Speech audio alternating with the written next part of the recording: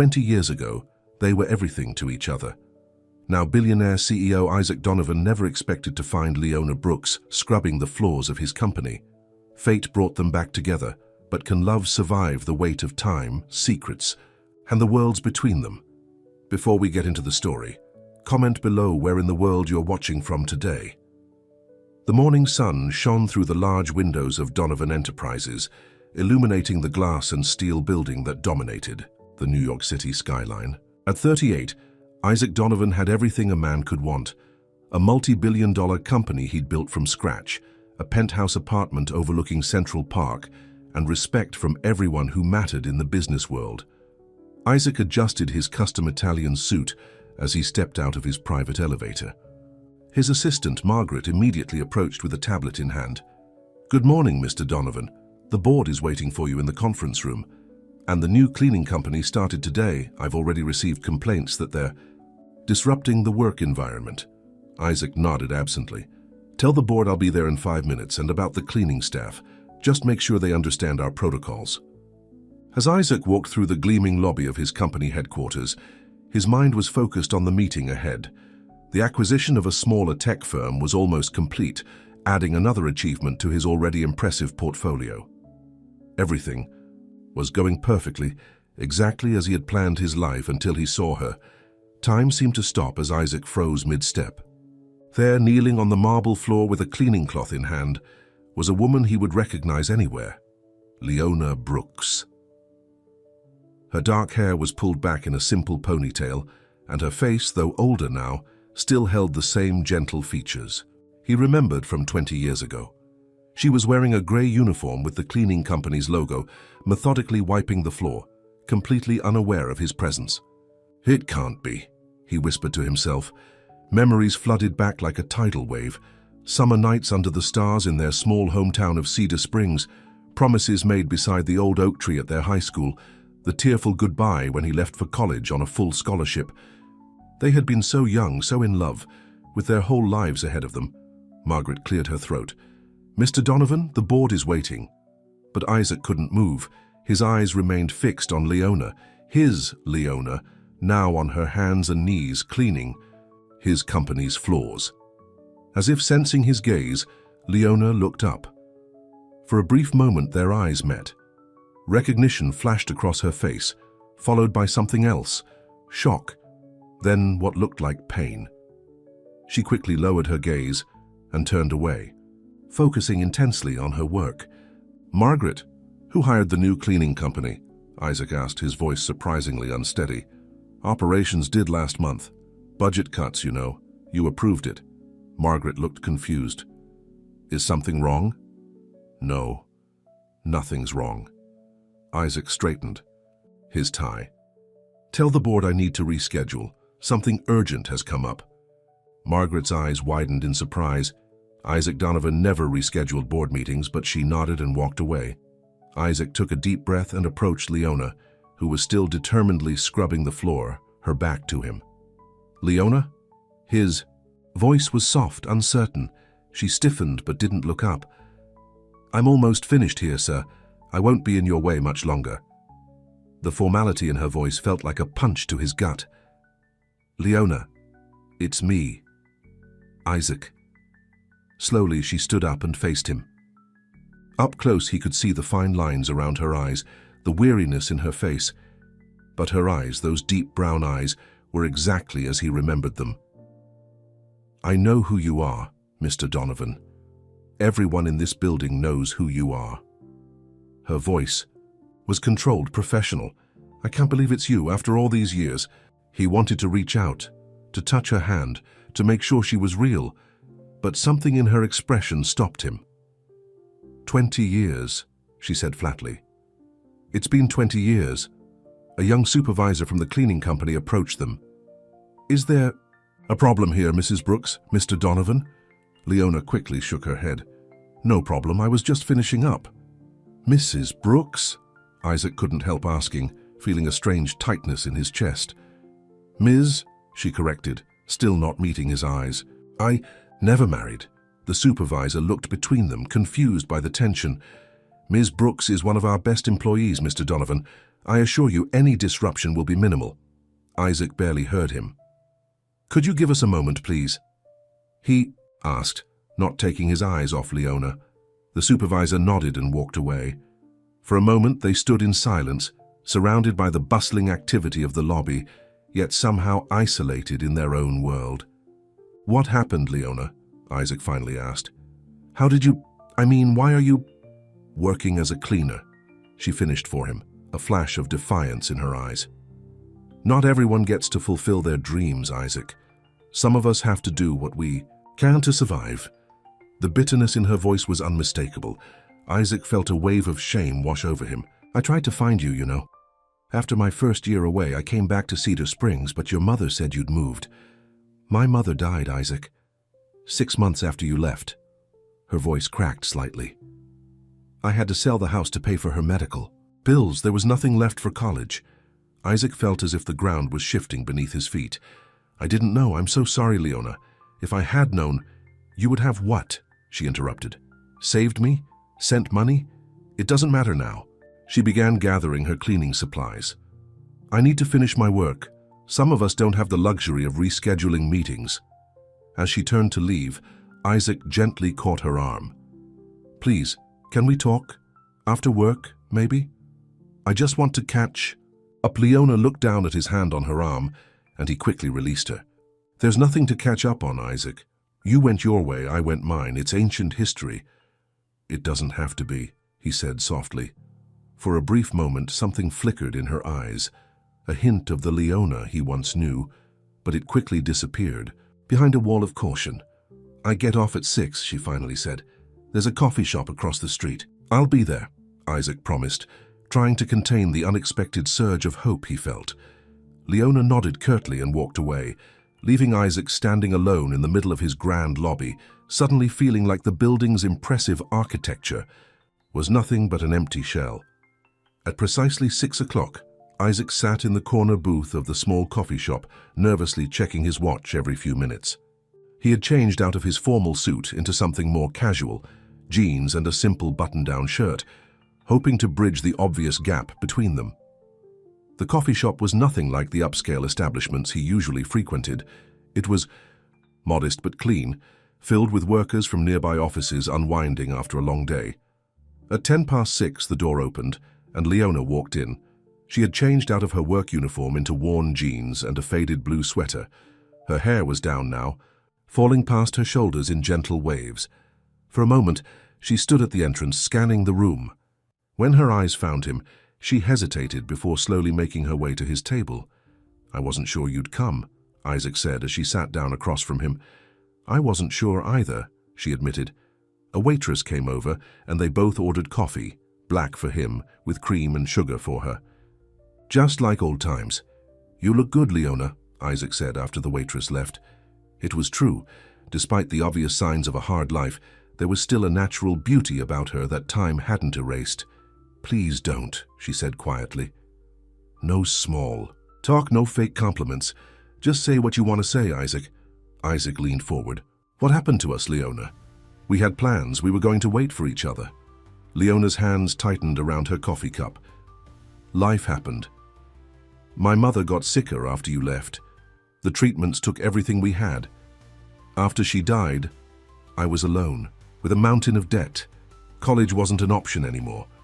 But why didn't you reach out to me? I would have helped." A bitter smile touched her lips. "With what? You were a scholarship student yourself. And then—" she paused. "Your letters stopped coming." Isaac felt a knot form in his stomach. "I wrote to you for months, Leona. When you didn't respond, I thought you'd moved on." Confusion crossed her face. "I never got any letters after the first 3 months." Their coffees arrived, creating a momentary pause in the conversation. Isaac's mind was racing. He remembered writing to Leona weekly, then daily when she stopped responding. Eventually, heartbroken and assuming she had forgotten him, he had forced himself to move on. "Your mother," he said slowly, a terrible suspicion forming. "She never liked me, never thought I was good enough for you." Leona's eyes widened slightly. "You think she kept your letters from me?" "I don't know, but something doesn't add up." They sat in silence, both processing the possibility that their separation might not have been what either of them had chosen. "It doesn't matter now," Leona finally said, though her voice lacked conviction. "That was another lifetime." "Tell me about your life," Isaac said gently. "What happened after everything?" Leona took a sip of her coffee before answering. "I worked whatever jobs I could find. Waitress, retail, house cleaner. I moved to the city about 10 years ago for better opportunities, but it's expensive here. I take night classes sometimes trying to get a degree, but it's slow going. And you never married?"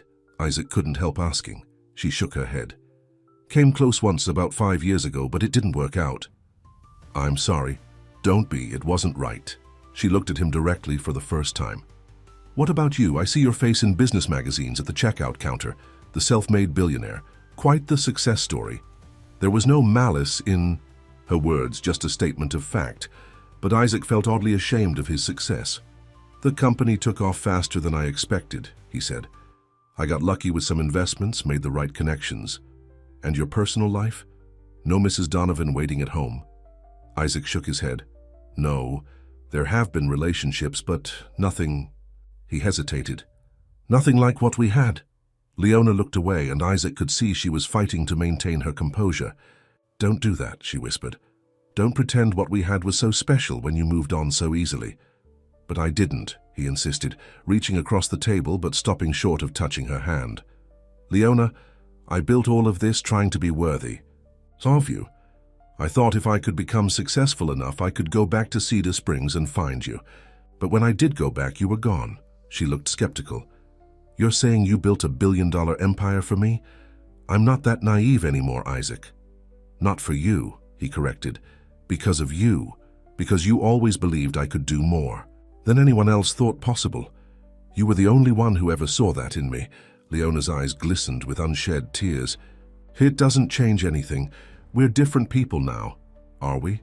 Isaac asked softly. "Because sitting here with you feels like coming home after being lost for 20 years. A tear escaped and rolled down her cheek. She quickly wiped it away. "I should go. This isn't a good idea." As she stood up, Isaac felt panic rising in his chest. He couldn't lose her again, not when he'd just found her. "Leona, please. Can I see you again?" She hesitated, her hand gripping the back of the chair. "Why, what's the point?" "Because I need to know if what I've been feeling all these years is real or just a memory. Don't you want to know too?" Something shifted in her expression, a crack in the wall she had built around herself. "I don't know, Isaac. This is all too sudden. Just dinner, one dinner. And if after that you never want to see me again, I'll respect your decision." Leona looked at him for a long moment, seemingly searching for something in his face. Finally, she nodded. "One dinner. That's it." Relief flooded through him. "Thank you." As she turned to leave, Isaac called after her. "Leona, I never forgot."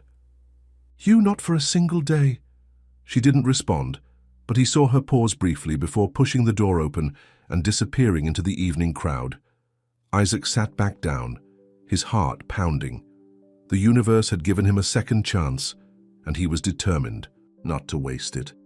Whatever it took, he would prove to Leona that some loves were meant to stand the test of time, even when time itself had been their greatest enemy.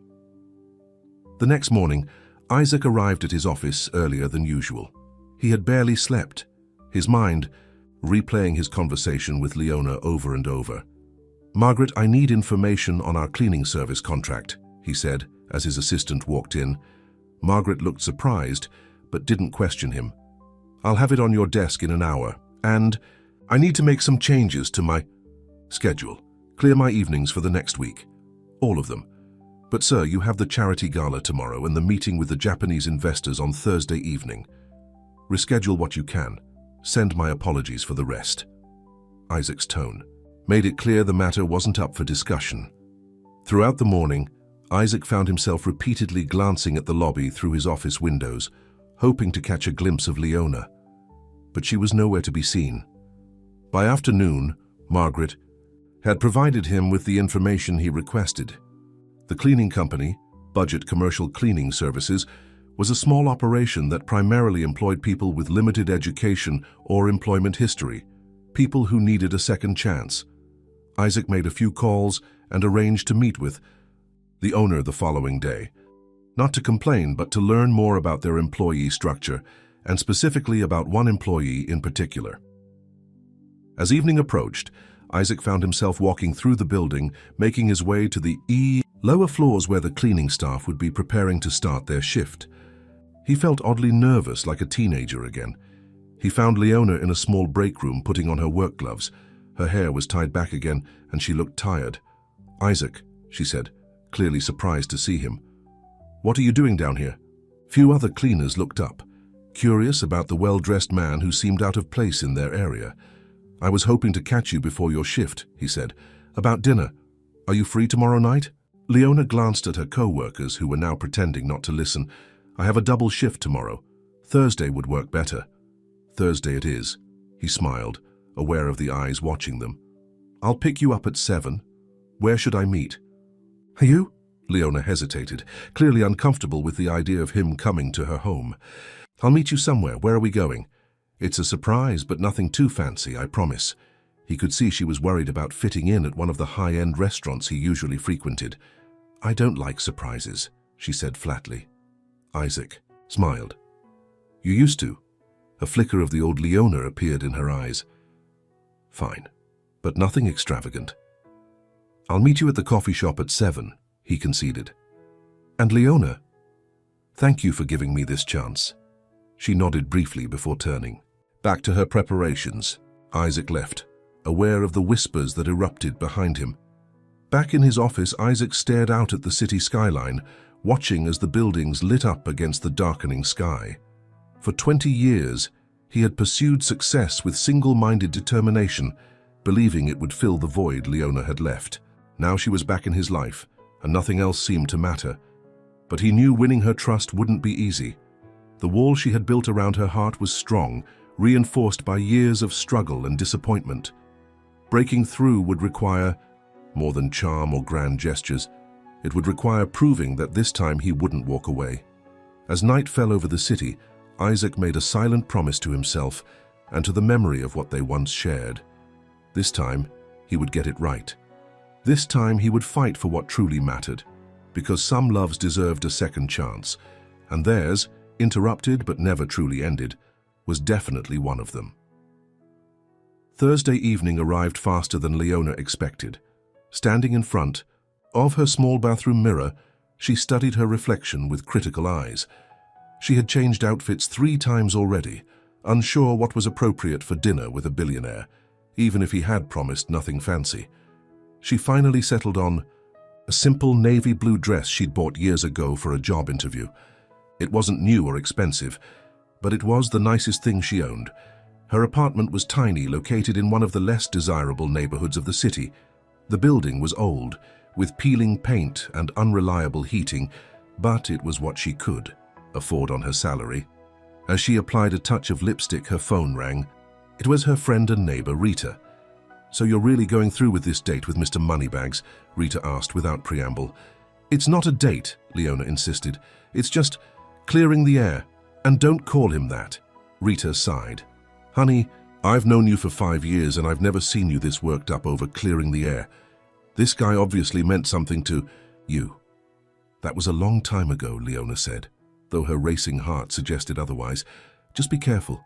Men like him don't usually cross the tracks to our side of town unless they want something." "Isaac isn't like that," Leona found herself, defending him, then wondered why she felt so certain after all these years. After hanging up, Leona grabbed her worn purse and jacket. As she locked her apartment door, she tried to ignore the flutter of anticipation in her stomach. It was just dinner, nothing more. Isaac arrived at the coffee shop 20 minutes early, nervously checking his watch every few minutes.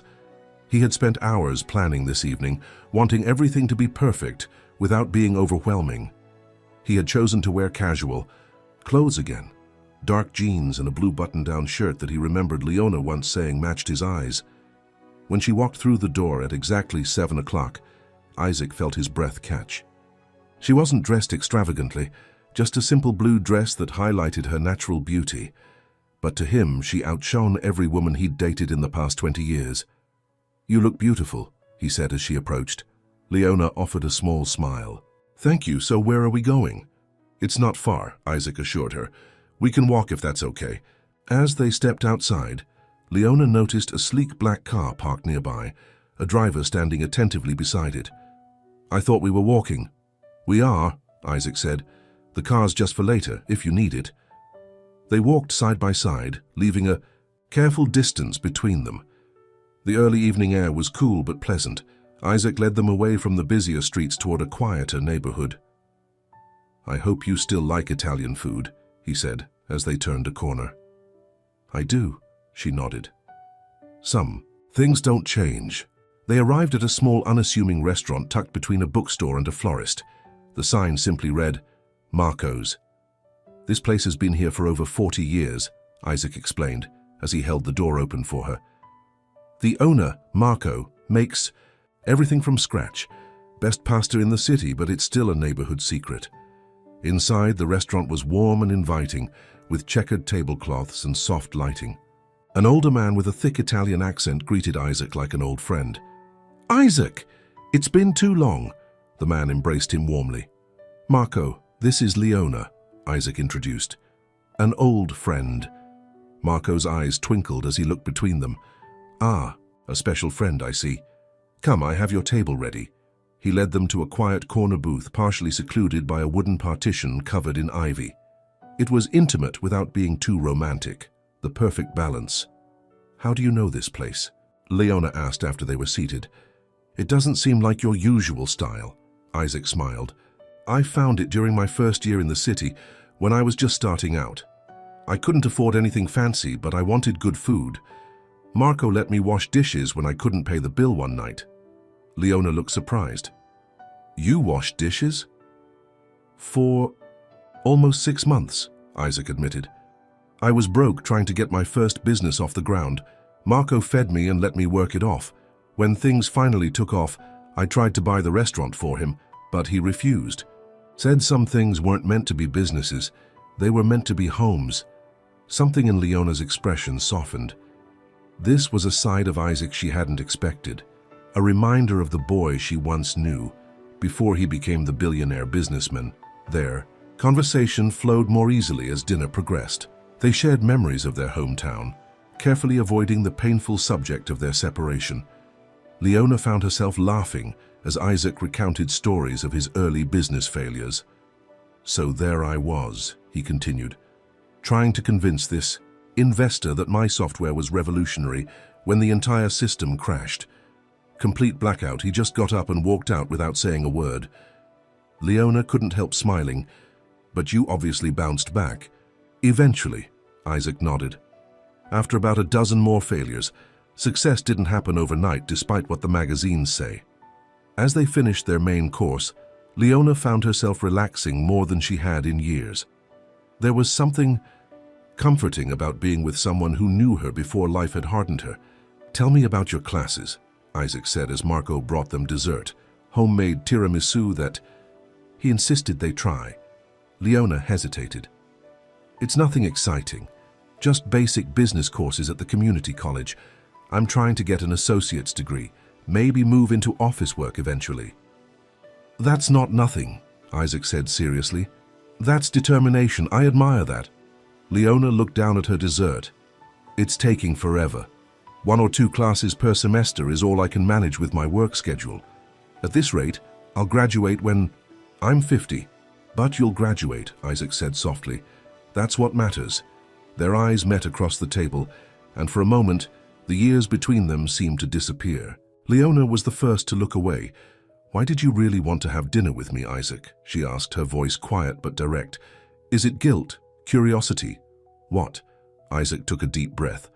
"Honestly, when I saw you in my building, it felt like the universe was giving me a second chance. All these years, I've been successful by every standard except the one that mattered. I've never been as happy as I was when we were together." Leona's eyes widened at his candor. "People change, Isaac. We're not those teenagers anymore." "I know," he acknowledged, "but some things don't change. The way I felt about you, the way..." I still feel when I'm with you. That hasn't changed. Leona sat in stunned silence. This wasn't what she had expected. She had prepared herself for polite conversation, maybe some nostalgic reminiscing, not this raw honesty. "It's too much," she finally said. "You can't just walk back into my life after 20 years and expect things to pick up where we left off." "I don't," Isaac assured her. "I know it's not that simple, but I'm asking for a chance, Leona. A chance to get to know the woman you've become, and for you to know who I am now." Before she could respond, her phone rang. Leona checked it and frowned. "I have to take this. It's my supervisor from work." She stepped away from the table to answer the call. Isaac watched as her expression grew increasingly concerned. When she returned, her face was pale. "What's wrong?" he asked. "That was Mike from work. There's been a change in the cleaning company's contract with your building. Starting next week, they're bringing in a different crew. Our team is being reassigned to other buildings." She looked directly at him, her eyes accusing. "Did you do this?" Isaac looked genuinely confused. "No, of course not. I had nothing to do with that." "Really? Because it seems like quite a coincidence that after 20 years of nothing, you reappear in my life and suddenly my job changes." "Leona, I swear I didn't do this. In fact, I met with the cleaning company owner yesterday to make sure your position was secure." She stared at him, trying to determine if he was telling the truth. "Then who did?" Isaac thought for a moment, a suspicion forming. "My brother, James. He oversees operations while I handle the strategic side of the business. He must have made the decision." "Your brother?" Leona asked. "Why would he do that?" Isaac's expression darkened. "Because he saw us talking. James has always been protective of my image. He probably thinks having a personal connection to a member of the cleaning staff is inappropriate." Leona's face flushed with anger and embarrassment. "So, I'm an embarrassment to your image now? This is exactly why this dinner was a mistake." "No, Leona, that's not what I meant. James is wrong. I'll fix this, I promise." But Leona was already gathering her purse. "I don't need you to fix anything. I've been taking care of myself for 20 years without your help." As she stood to leave, Isaac gently caught her hand. "Please, don't go. Not like this." For a moment she hesitated, the warmth of his hand on hers triggering memories of another time, another life. Then she pulled away. "Goodbye, Isaac." She walked out of the restaurant, leaving Isaac staring after her, his heart heavy with the realization that the past wasn't the only obstacle between them. The present, his wealth, her struggles, his position, her pride, created a chasm perhaps too wide to cross. The following morning, Isaac stormed into his brother's office without knocking. James Donovan looked up from his computer, surprised by the interruption. "We need to talk," Isaac said, his voice controlled but tight with anger. James leaned back in his chair, a slight smile on his face. "About what? The Miller acquisition? Because I've already—" "About the cleaning contract," Isaac interrupted. "Why did you change the crew assignment?" James's expression shifted to one of practiced innocence. "It was a simple business decision. The current team wasn't meeting our standards." "That's not true, and you know it," Isaac said, placing his hands on his brother's desk and leaning forward. "This is about Leona Brooks, isn't it?" James sighed, dropping the pretense. "So that's her name, the woman I saw you talking to in the lobby." He stood up, matching his brother's stance. "Yes, it's about her. Do you have any idea how it looks? When the CEO of Donovan Enterprises is seen fraternizing with the cleaning staff." "Fraternizing?" Isaac repeated, his voice dangerously quiet. "She's an old friend." "An old friend who happens to be scrubbing our floors?" James raised an eyebrow. "Come on, Isaac. We have a reputation to maintain. The board wouldn't approve." "I don't care what the board thinks about my personal life," Isaac said firmly. "And I didn't build this company to become the kind of person who judges others based on their job title." James studied his brother's face. "This is more than just an old friendship, isn't it? Who is she to you, really?" Isaac straightened up, taking a deep breath. "She's the woman I was in love with before I left Cedar Springs, the one I never forgot." James looked genuinely surprised. "The girl from your hometown? The one you used to talk about when we first became roommates in college?" Isaac nodded. "Yes, and I want that cleaning contract reinstated immediately. Her team stays in this building. Even if I did that, it wouldn't change anything, James pointed out. She's still a cleaner, and you're still Isaac Donovan. Those worlds don't mix, brother. They did once, Isaac said quietly. And they can again. Just reinstate the contract. James hesitated, then nodded. Fine, but think carefully about what you're doing. Not just for the company, but for yourself and for her. Sometimes the kindest thing we can do for people from our past is to leave them there. Isaac turned to leave, but stopped at the door. One more thing. Stay out of my personal life from now on. I mean it, James. As he walked back to his office, Isaac's mind was racing. James had always been the practical one, focused on appearances and reputation. In many ways, his brother's business sense had helped Donovan Enterprises grow as rapidly as it had. But sometimes James forgot that success wasn't just about profit margins and public perception. Isaac picked up his phone and dialed the owner of the cleaning company himself, ensuring that Leona's team would remain assigned to the Donovan building. Then he called Margaret. I need you to find Leona Brooks's address, he said without preamble. The woman from the cleaning crew, Margaret asked, surprising Isaac with her knowledge. Yes, how did you know about her? Margaret's voice held a hint of amusement. Sir, the entire building is talking about how you rescheduled a board meeting to talk to her. People notice things. Isaac sighed. Just find her address, please. And, Margaret, this stays between us. Of course, sir. An hour later, Isaac was standing outside a rundown apartment building in one of the city's struggling neighborhoods. The contrast between this place and his own luxury penthouse couldn't have been more stark. This was Leona's reality, the life she'd been living while he enjoyed the fruits of his success. He approached her apartment door and knocked. For several long moments, there was no response. He was about to knock again when the door finally opened. Leona stood there in jeans and a faded t-shirt, her hair pulled back in a messy ponytail. She looked surprised to see him. How did you find me? She asked. I asked, he said simply. Can I come in, please? Leona hesitated, then stepped aside. Isaac entered a small, neat apartment. It was clean but sparse, with second-hand furniture and few personal touches. A stack of textbooks sat on a small table in the corner, next to a worn laptop. Your brother's office called this morning, Leona said, closing the door. They said there had been a mistake and our assignment wasn't changing after all. It wasn't a mistake, Isaac admitted. James changed the assignment because he saw us talking. He thought it was inappropriate. Leona's expression hardened. Because I'm the help? Because he's an idiot, Isaac corrected. But I fixed it. I don't need you fighting my battles, Isaac. I know you don't. But this was my battle too. My brother had no right to interfere. Leona crossed her arms. Why are you here? Really? Isaac took a deep breath. Because I couldn't let last night end the way it did. Because I need you to know that I don't care what anyone thinks about us reconnecting.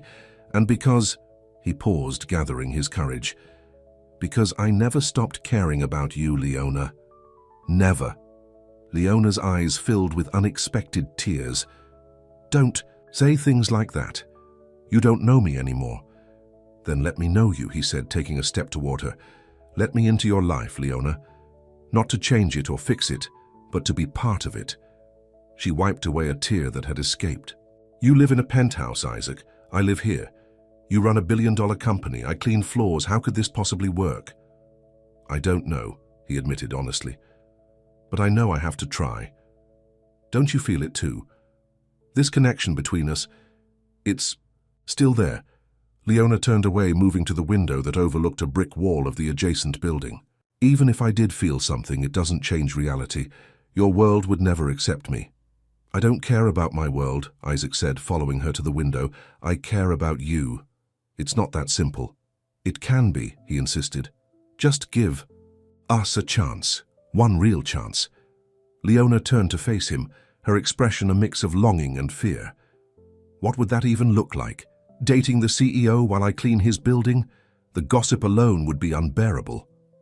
Then quit, Isaac said impulsively. Leona's eyes widened. Quit my job and do what? Live off your charity? No, of course not. But you're studying business, right? Let me help you find a position that uses those skills, something that challenges you.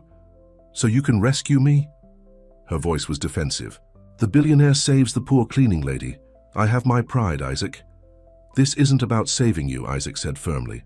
This is about giving you the opportunities you should have had 20 years ago, the ones that were taken from you when your mother got sick. Leona was silent for a long moment. Even if I wanted to, I can't just quit. I have bills to pay, rent due next week, tuition for next semester.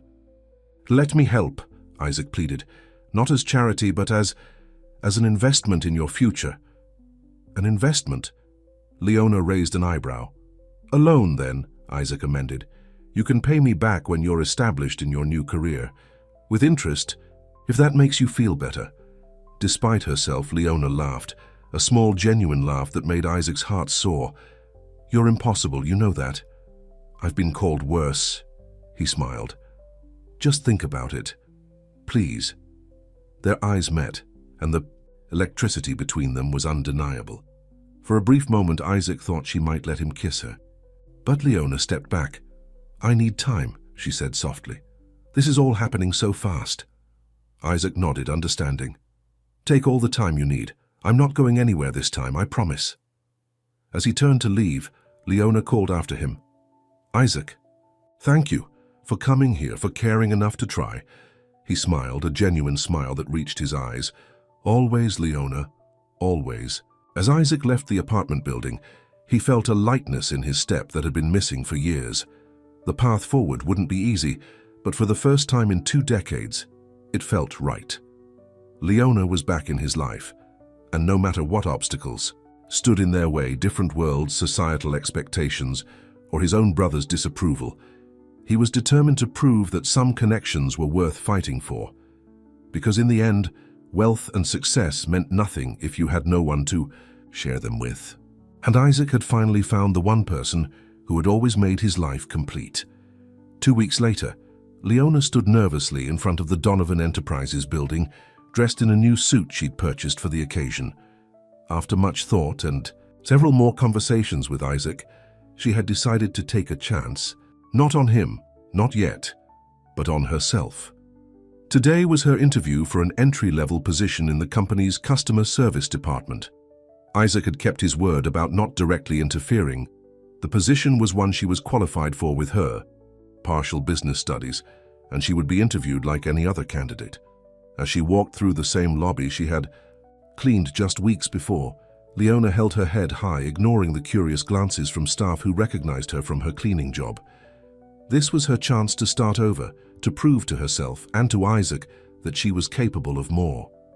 The interview went better than she had expected. The department manager, a no-nonsense woman named Sandra, seemed impressed by Leona's determination and practical experience. You've taken quite an unusual path, Sandra commented, reviewing Leona's resume. Not many people transition from cleaning staff to customer service. I believe that gives me a unique perspective, Leona replied confidently. I understand the importance of every role in a company, and I know how to work hard without complaint. Sandra nodded approvingly. We'll be in touch by the end of the week. As Leona exited the interview room, she nearly collided with James Donovan in the hallway. He recognized her immediately, his expression cool and assessing. Ms. Brooks isn't it, my brother's friend. Mr. Donovan, Leona acknowledged, refusing to be intimidated. Yes, I'm a friend of Isaac's. James glanced at her interview attire. And now applying for a position here. How convenient. I applied for a position I'm qualified for, Leona stated firmly, and I intend to earn it just like everyone else. Something in her direct gaze must have impressed James, because his expression shifted slightly. I see why my brother is so taken with you. You have spirit. I have more than that, Leona responded. I have determination and integrity. Your brother sees that. I hope you will too. Without waiting for his response, Leona continued down the hallway, her back straight and her head high. She hadn't come this far to be intimidated by anyone, not even the second most powerful man in Donovan Enterprises. As she left the building, Leona's phone buzzed with a text from Isaac. Dinner tonight to celebrate your interview? She smiled, and typed back, let's wait until there's something to celebrate. His response came immediately. There already is. You took a chance. That's worth celebrating. Looking up at the towering building behind her, Leona felt a mixture of fear and hope. Taking a chance on a new job was one thing. Taking a chance on Isaac, on them, was another matter entirely. But for the first time in years, she was beginning to believe that maybe, just maybe, some dreams weren't too late to pursue, and some loves weren't meant to stay in the past. 3 days after her interview, Leona received the call she had been hoping for. She got the job. Starting salary was modest, but significantly better than what she earned as a cleaner, with regular hours that would allow her to take more classes at the community college. That evening, she and Isaac celebrated at Marco's restaurant. The old Italian greeted them warmly, treating them like regular customers already. To new beginnings, Isaac said, raising his glass of wine. Leona clinked her glass against his. New beginnings, she echoed, a smile warming her face. You know, Isaac said, I had nothing to do with this job. Sandra told me you impressed her with your practical approach and determination. Her words, not mine. I know, Leona nodded. She made that very clear during my second interview. Said she didn't care if I was friends with the CEO. If I couldn't do the job, I wouldn't last a week. Isaac laughed. That sounds like Sandra. She's been with the company since the early days. One of the few people who still calls me out when I'm wrong. I like her already, Leona said with a grin. As they enjoyed their meal, Leona couldn't help noticing how natural it felt to be with Isaac. Despite the years and vastly different life experiences that separated them, conversation flowed easily between them. It was as if some essential connection had remained intact, weathering the storms of separation and time. When do you start? Isaac asked as they shared dessert. Monday, Leona replied. I gave notice at the cleaning company yesterday. How did they take it? Better than I expected. My supervisor said he'd been wondering when I'd find something that used my brain more than my back. Isaac's expression grew serious. Leona, I want to ask you something, and I want you to be completely honest with me. She set down her fork. Suddenly nervous, went, what is it? Are you taking this job because you want it or because you think it's what I want? The question caught her off guard. I want it, she said after a moment. It's a step toward what I've been working for with my classes. Why would you think otherwise? Isaac reached across the table, gently taking her hand. Because I know you. You've always put others before yourself, and I don't want you to feel pressured to change your life because of me. Leona felt a rush of emotion at his words, at the realization that after all these years, he still understood a fundamental truth about her. I'm doing this for me, she assured him, but I might not have had the courage to try without you reappearing in my life. He squeezed her hand. That's all I needed to hear. As they left the restaurant, a light rain began to fall.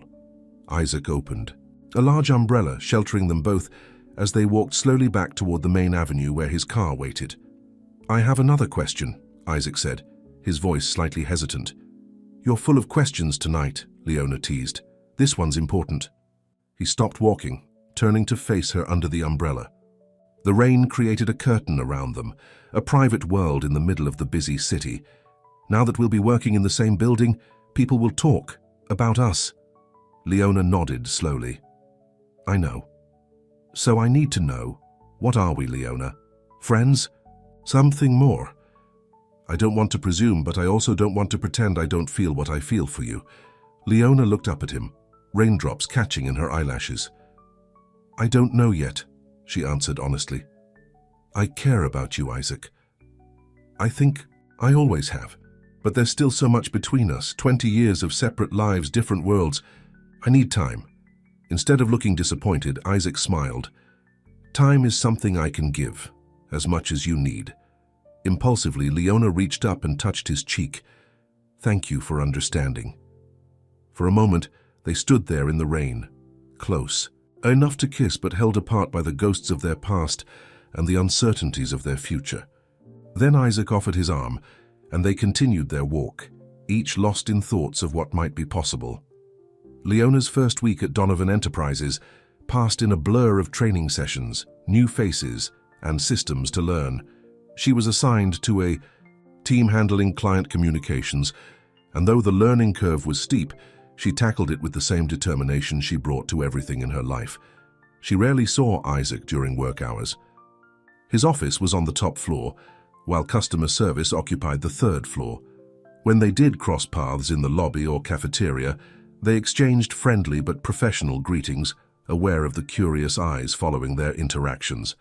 Friday afternoon, Leona was exhausted, but satisfied with her first week. As she was gathering her things to leave, her desk phone rang. "Customer service, this is Leona," she answered professionally. "Ms. Brooks, this is Patricia from the executive floor. Mr. Donovan would like to see you in his office before you leave today." Leona's heart skipped. "Mr. Donovan?" she asked, suddenly uncertain which brother was summoning her. "Isaac Donovan," Patricia clarified. "Whenever you're ready, just come up to the 30th floor." As Leona rode the elevator to the executive floor, she couldn't help feeling nervous. She and Isaac had kept their personal relationship separate from work all week.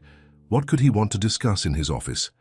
Patricia, a polished older woman with silver hair, greeted her with a warm smile and led her to Isaac's office. The space was impressive. Large windows offering panoramic views of the city, modern furniture, and walls lined with awards and business magazines featuring Isaac on the cover.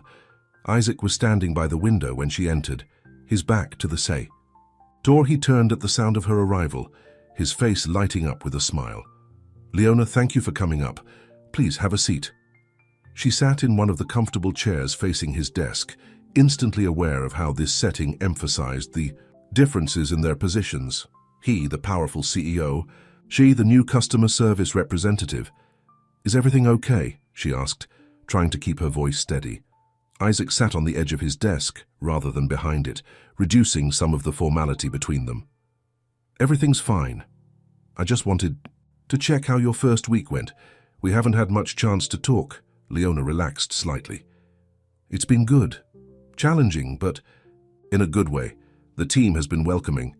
No issues? No one giving you a hard time because of our connection?" "A few curious looks," she admitted. "Some whispers, but nothing I can't handle." Isaac nodded, looking relieved. "Good. I've been worried. James mentioned that there might be talk." Leona straightened in her chair. "Your brother has been monitoring me." "Not monitoring," Isaac quickly corrected. "He simply heard things. Office gossip spreads fast." "What kind of gossip?" Leona asked, her defenses rising. Isaac sighed. "The usual nonsense. That you only got the job because of your connection to me, that we're—" He hesitated. "That we're what?" Leona pressed. "Involved," Isaac finished. "Romantically." Leona felt her cheeks warm. "I see. I wanted to make sure it wasn't making things difficult for you," Isaac explained. "The last thing I want is for you to be uncomfortable here." "I can handle gossip," Leona said firmly. "I've dealt with worse." Isaac studied her face for a moment, then smiled. "I never doubted that. You're the strongest person I know, Leona." The sincerity in his voice touched her deeply. Before she could respond, there was a knock at the door and James entered without waiting for an invitation. "Isaac, we need to discuss the—" "Oh." He stopped short when he saw Leona. "Mrs. Brooks, I didn't realize you were in a meeting." "Not a meeting," Isaac said, his voice cooling noticeably. "We were just talking." James's eyes moved between them, his expression unreadable. "In your office, at the end of the business day. Just talking." "Yes," Isaac said firmly. "Is there something you needed, James?" "The Chen proposal needs your signature before the weekend," James said, placing a folder on Isaac's desk. "But it can wait until you're finished here." The implication in his tone was clear, and Leona stood up abruptly. "I should go. Thank you for checking in, Mr. Donovan." Isaac shot his brother an irritated look before turning back to Leona. "Of course, Ms. Brooks. Have a good weekend." As Leona moved toward the door, James made no effort to step aside, forcing her to squeeze past him. She could feel his calculating gaze following her. "Ms. Brooks," he called after her, a word of advice. "In a company this size, appearances matter. More than you might think." Leona paused, turning back to face him. "Thank you for your concern, Mr. Donovan, but I've never much cared for appearances. I prefer substance." With that, she walked out, her head high despite the trembling in her hands. Behind her, she could hear the brothers' voices rising in what sounded like the beginning of an argument. In the elevator, Leona leaned against the wall, trying to calm her racing heart. James Donovan clearly disapproved of her relationship with Isaac, whatever that relationship might be, and he had the power to make her life at Donovan Enterprises very difficult. But she hadn't survived 20 years of struggle by backing down from challenges. If James thought she would be easily intimidated, he was about to learn otherwise. The following week brought new challenges. Leona arrived Monday morning to find her desk had been moved from its central location in the customer service department to a small corner near the supply closet. Her computer had been replaced with an older model, and her phone now had a persistent static that made client calls difficult. Her team leader, Mark, seemed apologetic but helpless. "It came from upstairs," he explained quietly. "Some reorganization thing I tried to push back, but James Donovan's orders trump yours," Leona finished for him. "It's okay, Mark, I understand." Over the next few days, the pattern continued. Files she needed mysteriously disappeared. Her access to certain databases was inexplicably revoked. Lunch invitations from co-workers became less frequent as people began to worry about being associated with her. Leona said nothing to Isaac. This was her battle to fight, and running to him would only prove James right, that she was using her connection to Isaac for special treatment. On Thursday afternoon, Leona was struggling with a particularly difficult client call, the static on her line making communication nearly impossible, when James appeared in the customer service department. He moved through the space like a visiting dignitary, nodding politely to staff members who straightened in their chairs at his approach. He stopped at Leona's desk just as she was apologizing to the client for the poor connection. "Ms. Brooks," James said loudly enough for nearby colleagues to hear, "a moment of your time, please." Leona held up a finger, indicating she needed to finish the call. James's eyes narrowed, but he waited, watching as she did her best to resolve the client's issue, despite the technical difficulties. After she hung up, Leona turned to him with a professional smile. "How can I help you, Mr. Donovan?" "I'm conducting a department review," he said smoothly. "I notice you've been having some equipment issues." "Nothing I can't handle," Leona replied evenly. James glanced around at her isolated workspace. "And this location? Is it conducive to your productivity?" Leona met his gaze directly. "I can do my job from anywhere, Mr. Donovan." A hint of something, perhaps respect, flickered in James's eyes. "Impressive resilience, Ms. Brooks. Tell me, how long do you think you can maintain it?" "As long as necessary," she answered without hesitation. James leaned closer, lowering his voice. "You know why this is happening, don't you? It's not personal, it's business. My brother has worked too hard to build this company to have it compromised by distractions." "Is that what I am? A distraction?" "You're a complication," James corrected. "One that could be easily resolved if you simply moved on. I'd be happy to provide an excellent reference for a position at another company." Leona felt anger rising, but kept her voice controlled. "I appreciate your concern, Mr. Donovan, but I earned this position, and I intend to keep it." James straightened, adjusting his perfectly tailored suit. "As you wish, but remember, everyone has a breaking point. I wonder what yours will be." As he walked away, Leona's hands clenched into fists beneath her desk. She had faced hardship before, poverty, loss, the crushing of youthful dreams. But this calculated campaign to drive her out was testing her in new ways. That evening, as she packed up to leave, Mark approached her desk. "Tough day?" he asked sympathetically. Leona sighed. "Tough week." Mark glanced around to ensure they wouldn't be overheard. "Look, I don't know what's going on between you and the Donovan brothers, and I don't need to know. But the team likes you, Leona. You're good at this job. If there's anything we can do to help..." His support touched her deeply. "Thank you, Mark. Just knowing I have allies here means a lot. As Leona left the building, she found Isaac waiting beside his car at the curb. Seeing him there, clearly waiting for her despite the risk of being seen together, made her heart skip. "Need a ride?" he asked with a gentle smile. "What are you doing here?" she asked, glancing around at the departing employees who were trying not to stare. "I missed you," he said simply. "And I thought you might need a friend tonight." The sincerity in his eyes broke through the walls she'd been building all week. A friend with a car sounds pretty good right now. As they drove through the evening traffic, Leona finally opened up about James's tactics. "Why didn't you tell me?" Isaac asked, his knuckles white on the steering wheel. "Because I needed to handle it myself," Leona explained. "Running to you would only make things worse." "He has no right to treat you this way," Isaac said, anger evident in his voice. "I'll put a stop to it tomorrow." "No," Leona said firmly. "That's exactly what he wants. To prove that I need your protection, that I can't succeed on my own merits." Isaac glanced at her, then back at the road. "Then what do you want to do?" Leona thought for a moment. "I want to outsmart him.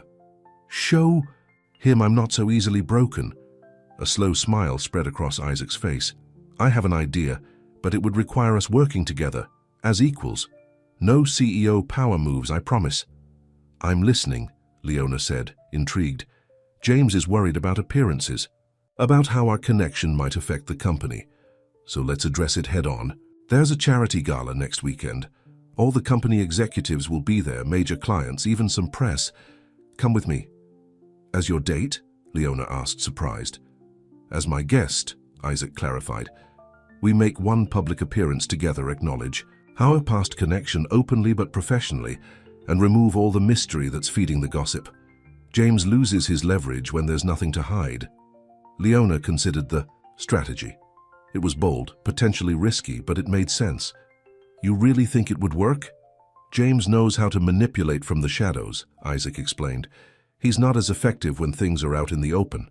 Plus, I'd get to spend an evening with you, which is a win for me regardless."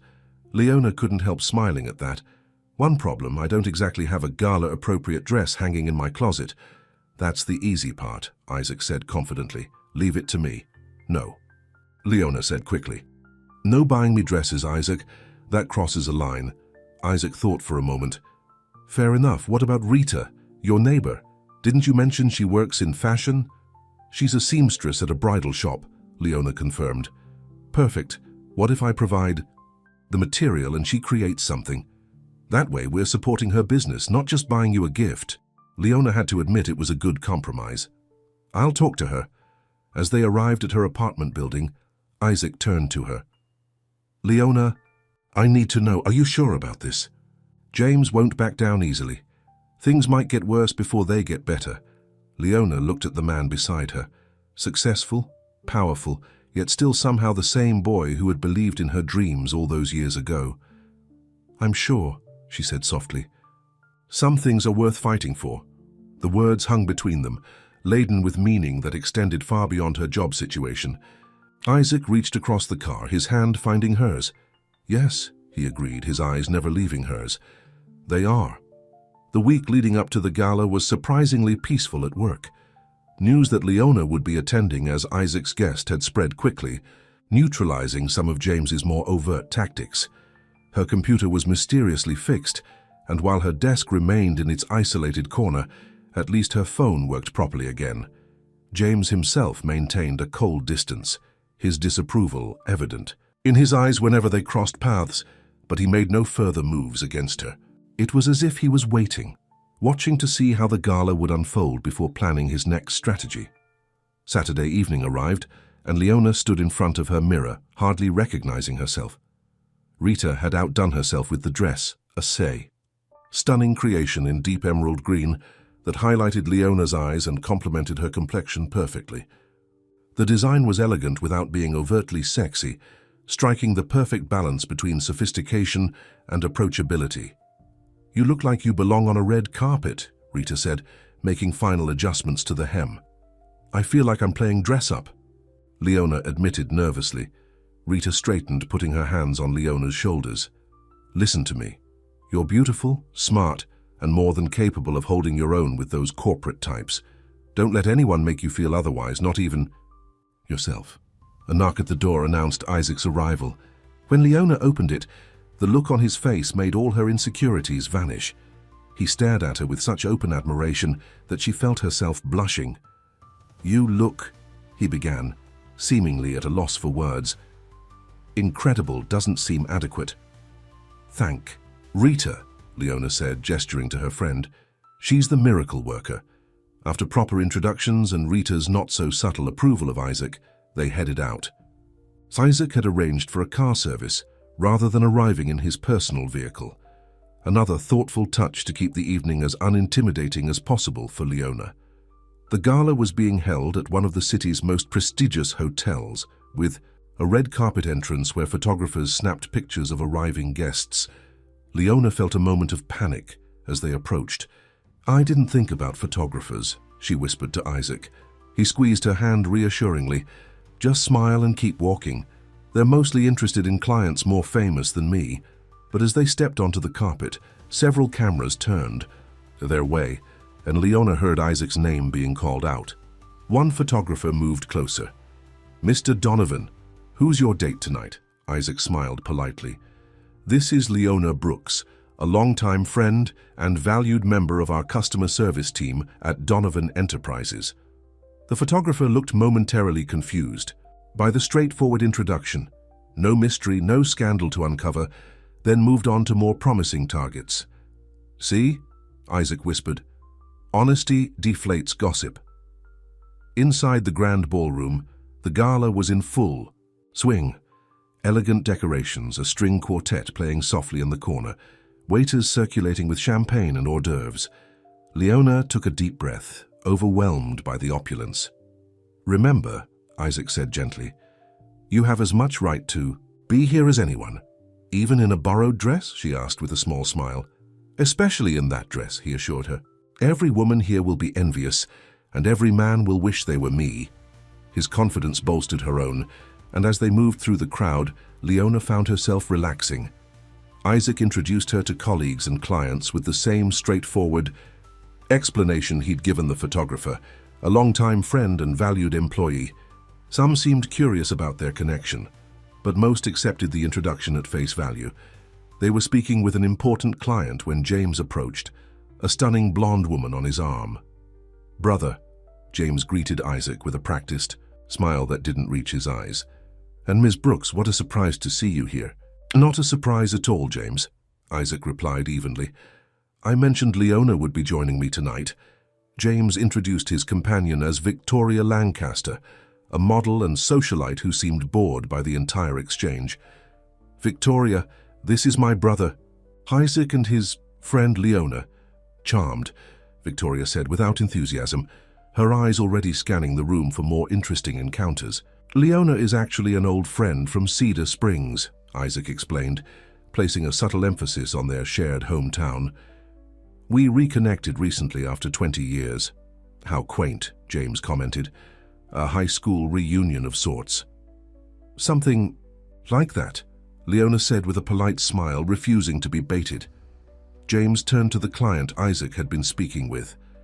"Howard, I hope my brother has been telling you about the exciting developments in our Asian markets. The Tokyo office is exceeding all expectations." As the men fell into business talk, Victoria leaned toward Leona. "So you're the cleaning lady," she said in a low voice. "James told me all about you." Leona met her gaze steadily. "Former cleaning lady, current customer service representative, and you're—" "What exactly?" Besides James's date, Victoria's perfectly shaped eyebrows rose slightly. "I'm on the cover of this month's Fashion Forward, but I wouldn't expect you to know that." "You're right," Leona agreed pleasantly. "I don't usually read magazines where the main qualification for being featured is how you look in underwear. I prefer substance over style." Victoria's mouth opened in shock, just as James turned back to them. "Is everything all right, ladies?" "Perfectly fine," Leona assured him with a sweet smile. Victoria was just sharing details about her career. Isaac, who had overheard the exchange, couldn't quite hide his amusement. "If you'll excuse us, We should continue making the rounds. As they moved away, Isaac leaned close to whisper in Leona's ear. Substance over style? Too much, Leona asked, suddenly worried she'd overstepped. Perfect, Isaac assured her, his eyes dancing with admiration. Absolutely perfect.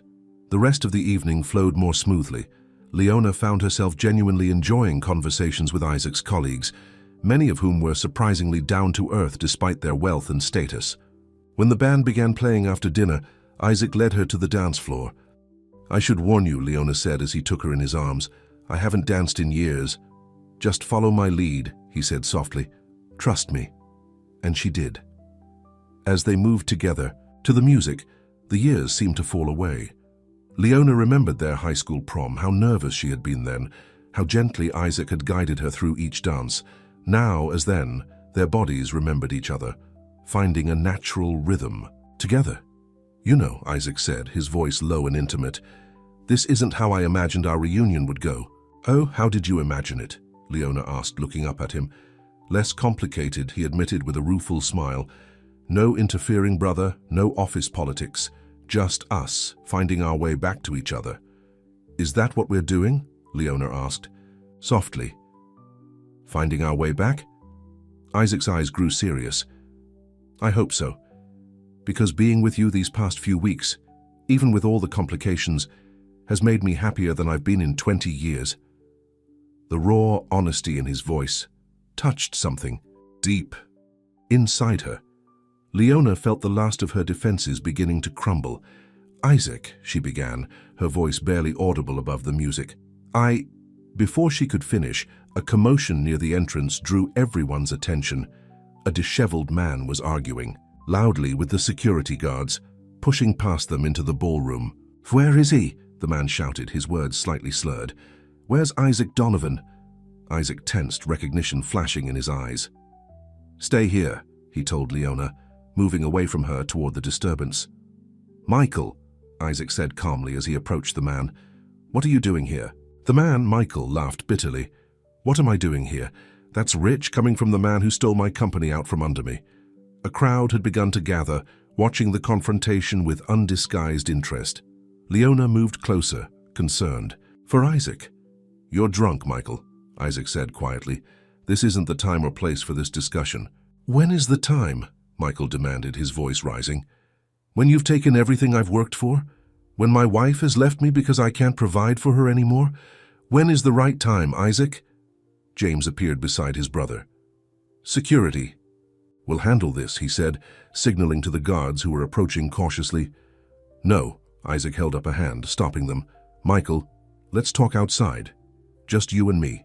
But Michael wasn't interested in a private conversation. His eyes were wild with a mixture of alcohol and desperation. You think you're so perfect, don't you? The great Isaac Donovan, businessman of the year. But I know the truth. You build yourself up by destroying others. That's not true, Isaac said firmly. Your company was failing before the acquisition. I saved jobs, Michael. I offered you a position as a consultant, Michael spat. In my own company. No, you're no savior. You're a predator in an expensive suit. Leona watched the color drain from Isaac's face. This wasn't the Isaac she knew, or thought she knew. Could this man's accusations be true? James nodded to the security guards, who moved in and took Michael by the arms. Get him out of here, James ordered.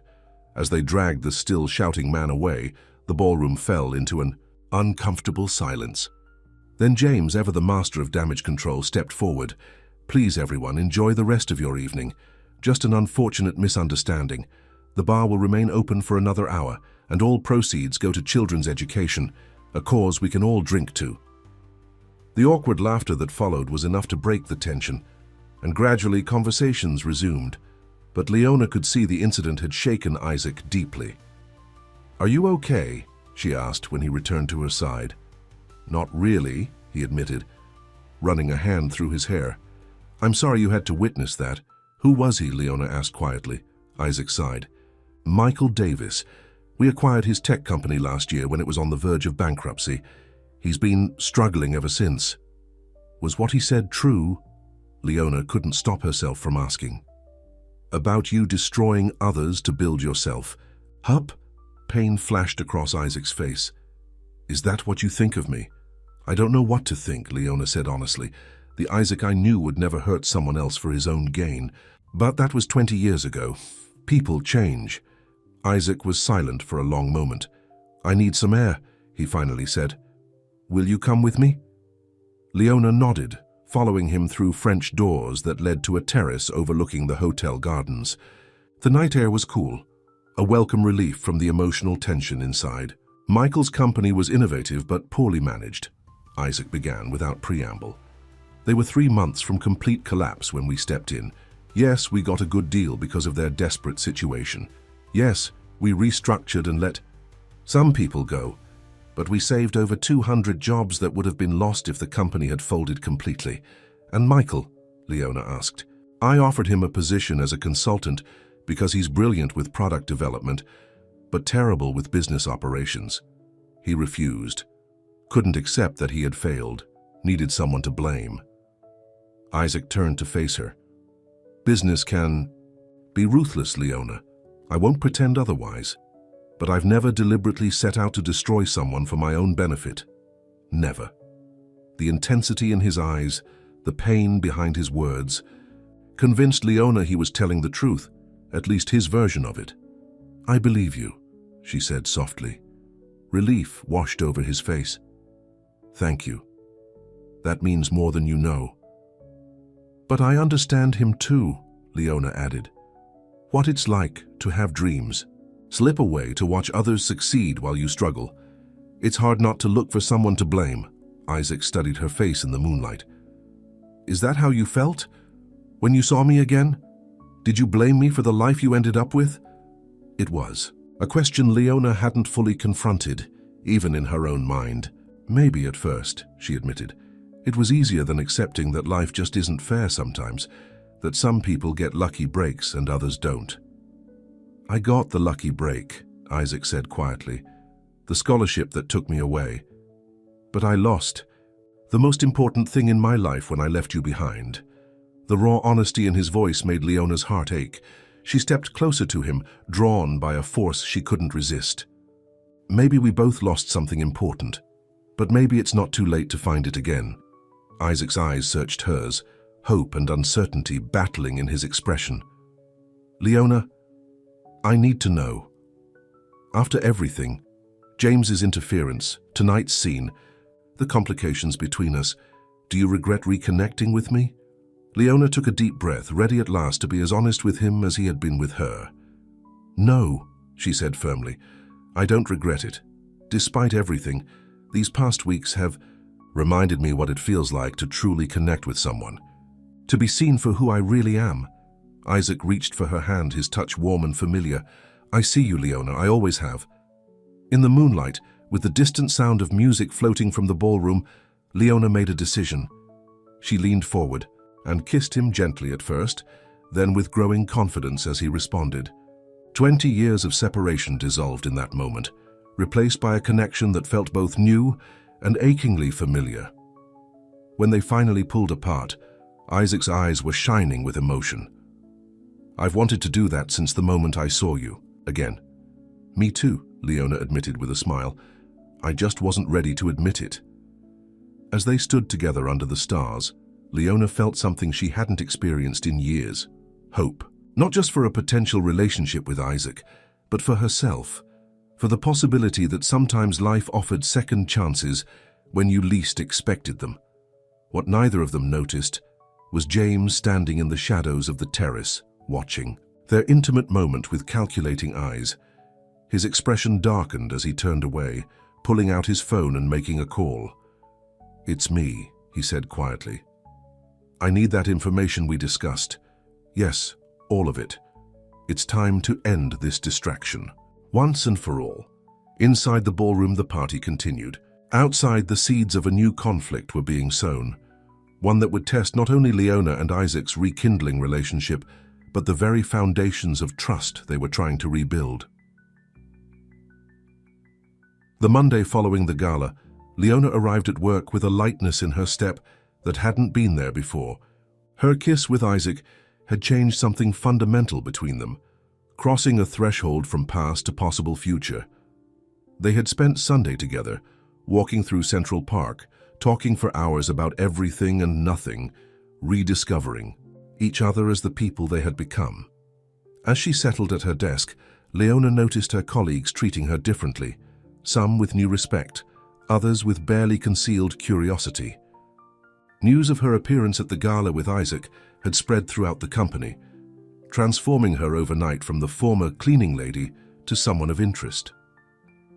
Mark stopped by her desk mid-morning, a friendly smile on his face. "Nice weekend." Leona admitted, unable to completely hide her happiness. "You've got everyone talking," he said, lowering his voice. "Not in a bad way, mostly. People are just surprised. No one's ever seen Isaac Donovan bring a date to a company function before." Leona felt a blush creeping up her cheeks. "We're old friends?" "Right," Mark said with a knowing smile. "Friends. Well, whatever you are, it's nice to see the boss looking happy for a change. Just be careful, okay? Office politics can get messy." "In a hurry." Leona appreciated his concern. "I'll keep that in mind." Around noon, Leona received an unexpected message from Patricia, Isaac's assistant, asking her to come to the executive floor for lunch. Curious and slightly nervous, Leona took the elevator up. Patricia greeted her with a warm smile. "Leona, thank you for coming. Mr. Donovan asked me to bring you to his private dining room." "Private? Dining room?" Leona repeated, surprised. Patricia nodded. "For meetings with important clients or special guests." She led Leona to a beautiful room with a small table set for two, floor-to-ceiling windows, offering a stunning view of the city. Isaac was waiting, his face lighting up when he saw her. "Is this okay?" he asked once Patricia had left them alone. "I wanted to see you, but I didn't want to cause more gossip by going down to the cafeteria." "It's fine," Leona assured him, though she felt slightly out of place in the elegant setting. "But people will still talk." Isaac shrugged. "They'll talk regardless. After last night, I wanted to make sure you were okay, that you didn't have any regrets." Leona sat down across from him. "No regrets," she said with a soft smile. "But I am worried about James. He didn't look happy when we left the gala." "James is always unhappy about something," Isaac said, though concern flickered in his eyes. "But you're right to be cautious. My brother can be resourceful when he wants something. And he wants me gone," Leona stated simply. "He wants what he thinks is best for the company," Isaac corrected. "He just fails to see that controlling my personal life isn't his job." They enjoyed their lunch, keeping the conversation light, careful to maintain a professional distance despite the private setting. Leona was acutely aware that their relationship existed in a delicate balance, personal feelings on one side, professional realities on the other. As she prepared to return to her department, Isaac caught her hand. "Dinner tonight? My place?" The invitation surprised her. They had been meeting in public places or at her apartment, neutral ground. His home represented another step, another threshold to cross. "Your place," she repeated. "It's time you saw how I live," he said with a gentle smile. "I've seen your world. It's only fair you see mine." Leona hesitated, then nodded. "Okay, but I can't stay late. Early meeting tomorrow." The look that passed between them acknowledged the excuse for what it was, a safety measure, a way to maintain control over a situation that was increasingly drawing her into unknown territory. Isaac's penthouse was exactly what Leona had imagined, and simultaneously nothing like she expected. The space was undeniably luxurious. Spacious rooms, designer furniture, art on the walls that probably cost more than her yearly salary. But there was also a surprising warmth to it, personal touches that reflected the man rather than his wealth. "Not what you expected?" Isaac asked, watching her reaction as she took in her surroundings. "I'm not sure what I expected," Leona admitted. He gave her a tour, pointing out little details, a painting by a local artist from Cedar Springs, books they had both loved in high school, photographs of places that had meaning to him. The final stop was the terrace, a stunning outdoor space with comfortable seating and an unobstructed view of the city lights. "This is where I come to think," Isaac said as they stood side by side at the railing, the cool evening breeze playing with Leona's hair. "Sometimes," Late at night, I look out at all those lights and wonder about the stories behind them. All those lives, all those dreams, and heartbreaks, Leona added softly. Isaac turned to her. Yes, those too. He hesitated, then continued. I used to look out there and feel alone, even with all my success, until you came back into my life. The sincerity in his voice touched her deeply. Leona found herself leaning toward him, drawn by the same magnetic pull she had felt at 18, now strengthened by the adults they had become. Their kiss was gentle at first, a continuation of the moment they had shared at the gala, but it quickly deepened, years of separation and longing, fueling an intensity that surprised them both. When they finally pulled apart, breathless, Isaac rested his forehead against hers. I've missed you, he whispered. Not just since we reconnected, but for 20 years. Leona closed her eyes, absorbing his words, feeling the truth of them in her own heart. I've missed you too. They prepared dinner together in Isaac's state-of-the-art kitchen, the domesticity of the act creating yet another bond between them. As they ate, they shared more stories of their time apart, filling in the gaps of 20 years with laughter and occasional tears. Why did you never marry? Leona asked as they settled. On the couch with glasses of wine after dinner, Isaac was quiet for a moment, swirling the dark liquid in his glass. I came close once, about 10 years ago. Caroline was perfect on paper, educated, sophisticated, from a good family, the kind of wife a CEO should have. What happened? 3 days before the wedding, I called it off.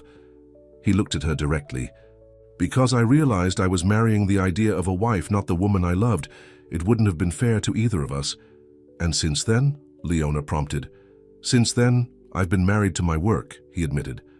Until I saw you again, I had convinced myself that was enough. Leona understood that feeling all too well. The gradual acceptance of a life less than what you had once dreamed.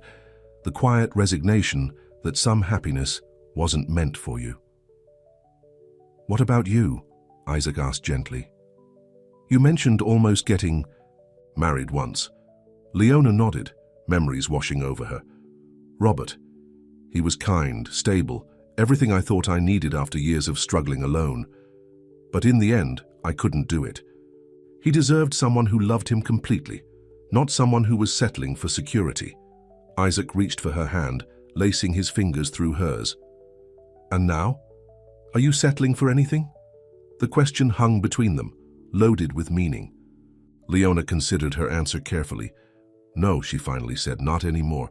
Later, when the night had grown late and Leona knew she should leave but couldn't bring herself to break the spell between them, Isaac asked the question that had been hovering unspoken all evening. Stay, he said simply. Stay with me tonight. Leona felt her heart racing. Isaac, just to sleep, he clarified quickly.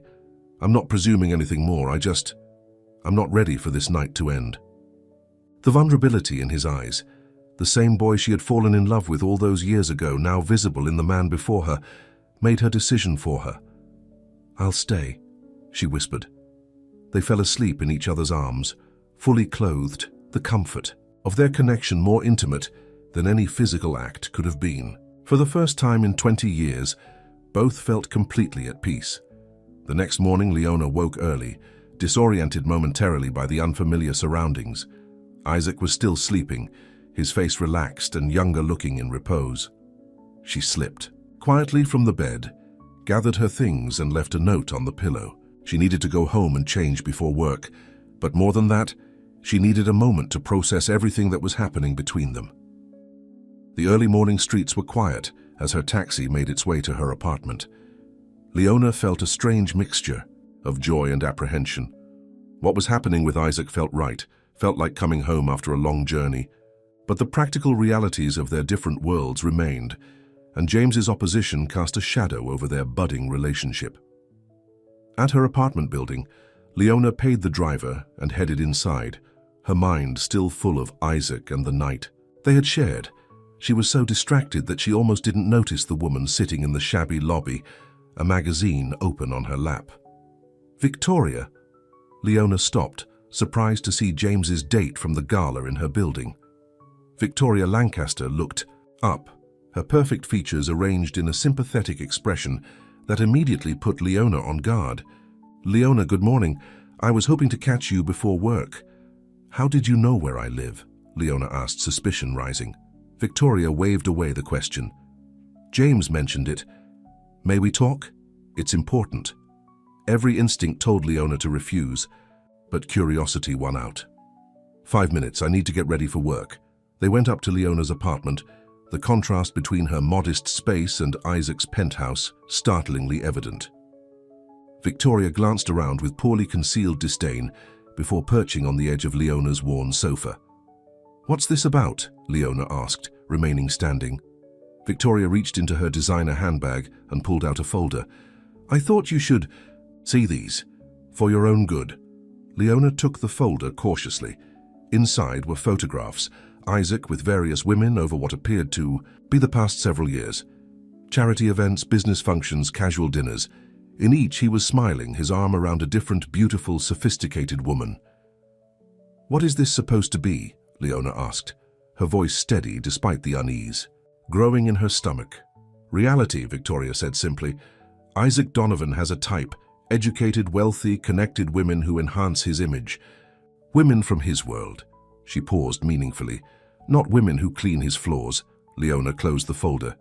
"If James sent you to intimidate me, you're wasting your time." Victoria's perfectly shaped eyebrows rose. "James? No. This is woman to woman. I've dated men like Isaac, men who occasionally slum it for the thrill, for the ego boost of being a savior. But they always return to their own kind." "You don't know anything about me and Isaac," Leona said firmly. "I know he'll hurt you," Victoria replied, her voice softening with what seemed like genuine concern. "Maybe not intentionally, but inevitably. The novelty will wear off, and he'll remember that his reputation, his business, his entire life exists in a world you can't truly enter." Leona felt a flicker of doubt, but pushed it aside. "Thank you for your concern, but I think you should go." Victoria stood, smoothing her expensive dress. "Keep the photos, and when it ends, because it will, remember that some wounds are easier to heal when you see them coming." After Victoria left, Leona sat on her sofa, the folder heavy in her hands. She knew she should throw it away, ignore the seeds of doubt Victoria had tried to plant, but instead she opened it again, studying each photograph, each smiling woman on Isaac's arm. Had he felt something for them too? Had he made them feel special, only to eventually return to his real life, his real world? Was she just the latest in a line of temporary diversions? By the time Leona arrived at work, her mind was a battlefield of trust and doubt. She had left Isaac's bed feeling certain of their connection, of the path they were forging together. Now uncertainty crept in, Victoria's words echoing in her thoughts. The morning passed in a blur. Around 11, she received a text from Isaac. "Last night was perfect. Dinner again tonight." Leona stared at the message, unable to formulate a response. Before she could decide, Mark appeared at her desk, his expression serious. "Leona, James. Donovan wants to see you in his office now." Her stomach tightened with apprehension. "Did he say what it's about?" Mark shook his head. "No, but he seemed determined." The walk to James's office felt like a march to the gallows. Leona steeled herself, preparing for whatever new tactic he had devised to drive her away from the company and from Isaac. James was standing by the window when she entered, his back to the door. He turned slowly, his expression unreadable. "Ms. Brooks, thank you for coming promptly." He gestured to a chair. "Please sit." Leona remained standing. "I'd prefer to stand, if it's all the same to you." A hint of a smile touched James's lips. "As you wish." He moved to his desk, picking up a folder identical to the one Victoria had given her. "I assume my associate already paid you a visit this morning, so Victoria had been working for James after all." "Yes, she did. Your tactics are getting more desperate, Mr. Donovan." "Not desperate," James corrected. "Strategic." Victoria presented one perspective. "I'd like to offer another." He opened the folder, but instead of photographs, it contained financial documents. "These are the current projections for Donovan Enterprises over the next 5 years. Notice the upward trajectory." He flipped to another page.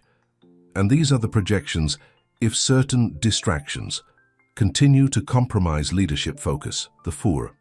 Second graph showed a significant decline. Leona knew it was a scare tactic, but the implication was clear. "You're suggesting that my relationship with Isaac will harm the company," she stated flatly.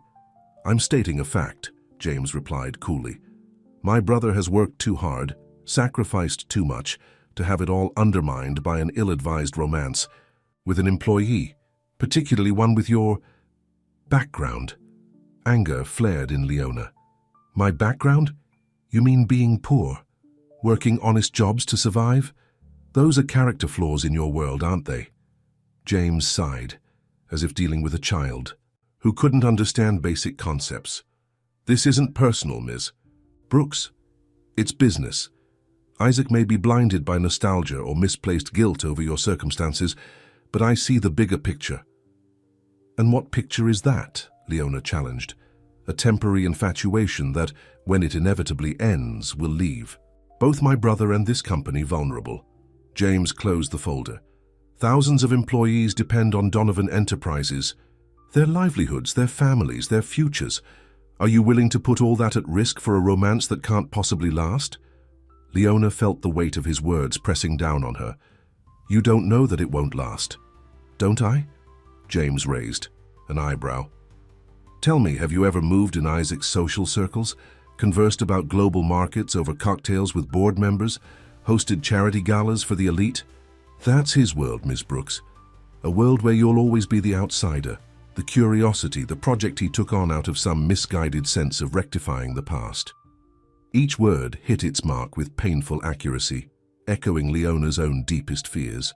Victoria's photos, James's cutting analysis, the undeniable reality of the vast differences between her life and Isaac's, all coalesced into a heavy knot of doubt. "I think we're done here," Leona said, her voice remarkably steady despite her inner turmoil. "One last thing," James said as she turned to leave. "I'm prepared to offer you a generous severance package if you resign today. Enough to finish your degree, perhaps start fresh in another city. A clean break would be best for everyone involved, don't you think?" Leona paused at the door. "You really believe I can be bought off?" "Everyone has a price, Ms. Brooks. It's just a matter of finding the right currency." James slid a check across his desk. "Yours happens to be monetary. My brother's is his reputation and legacy. Think about which you value more, your feelings for Isaac or his future." Leona left without taking the check, her mind racing.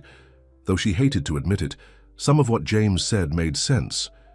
She and Isaac lived in different worlds. Their reunion had been passionate, intense, fueled by memories and regrets. But was it sustainable in the cold light of reality?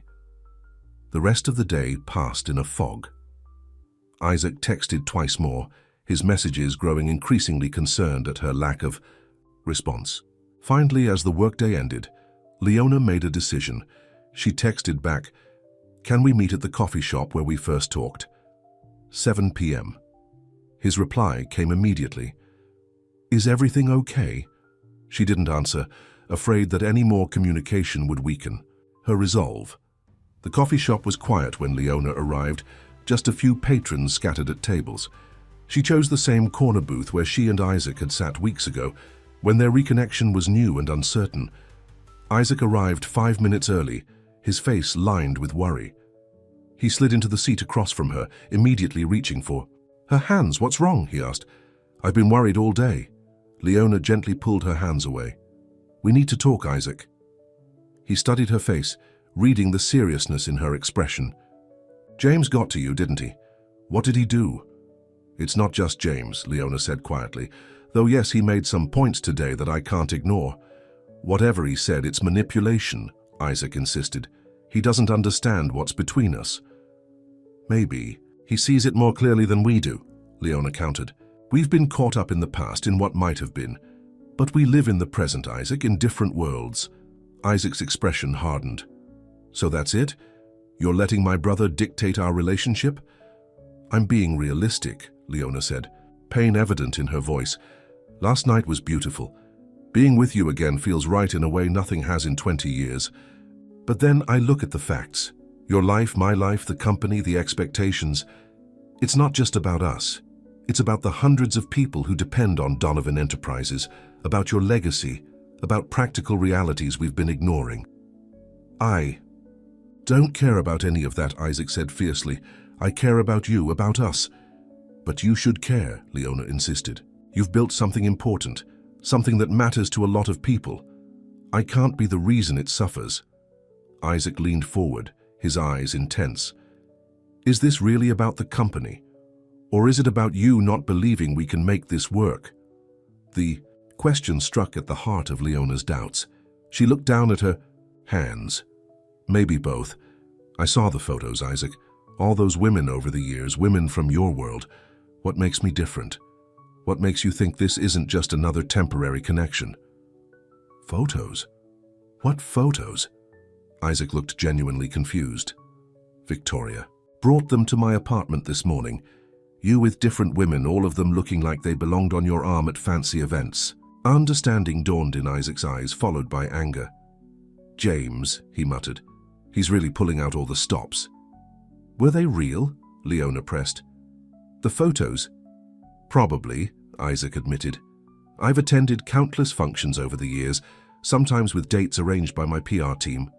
But none of them meant anything, Leona. They were companions for events, not relationships. And what am I? Leona asked.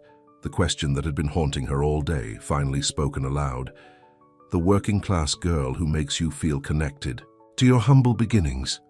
The one who reminds you of a simpler time before wealth and power. What happens when that novelty wears off? Isaac's face reflected hurt and frustration. Is that what you think? That you're some kind of novelty to me? I think we got caught up in reconnecting, in righting past wrongs, Leona said softly. But the reality is, your life is up there. She gestured vaguely toward the ceiling, indicating the world of wealth and privilege. And mine is down here. Maybe we should have left the past in the past. Isaac was silent for a long moment, his eyes never leaving her face. When he finally spoke, his voice was quiet but intense. 20 years ago, when I left Cedar Springs on that scholarship, I promised myself I would become someone worthy of returning for you.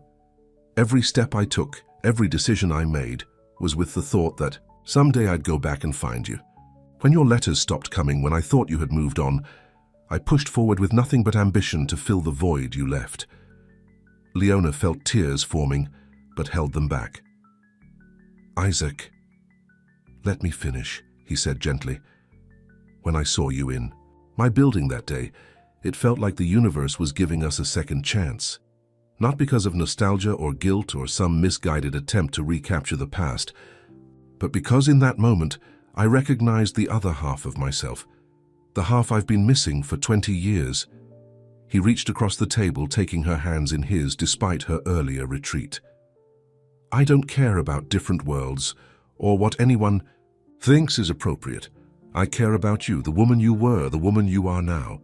If that means changes in my life, in the company, and everything I've built, then so be it. None of it matters without you. Tears spilled down Leona's cheeks. It's not that simple.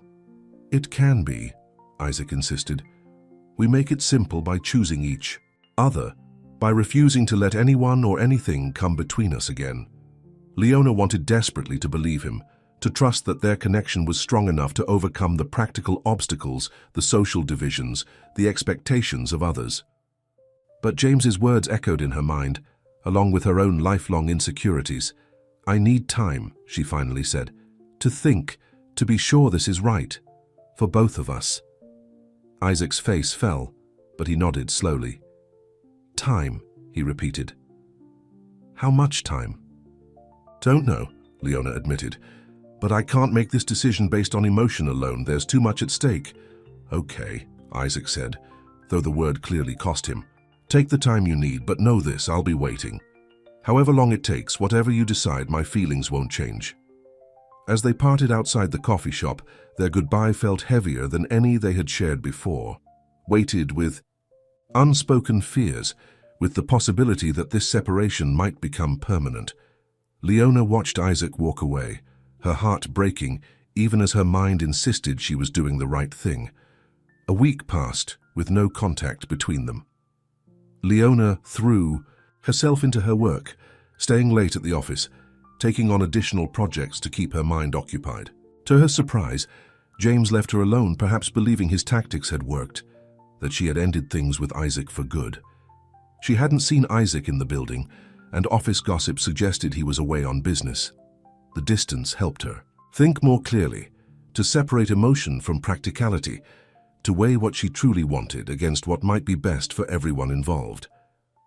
On Friday afternoon, Leona was working late again when Mark appeared at her desk. "Don't you ever go home?" he asked with a friendly smile. Leona returned his smile wearily. "Home is just an empty apartment. At least here I feel useful." Mark leaned against her desk. "You know, for someone who supposedly just ended a relationship with the CEO, you don't seem very relieved. If anything, you look miserable." "Is it that obvious?" Leona asked, surprised by his perception. "Only to those of us who have made the same mistake," Mark said cryptically, "giving up something real because it seemed too complicated." Leona looked at him curiously. "What's your story?" Mark sighed. "Long-term relationship, different religious backgrounds, families opposed. We let it break us apart, thinking we were being practical, mature. Biggest regret of my life." "What happened?" Leona asked.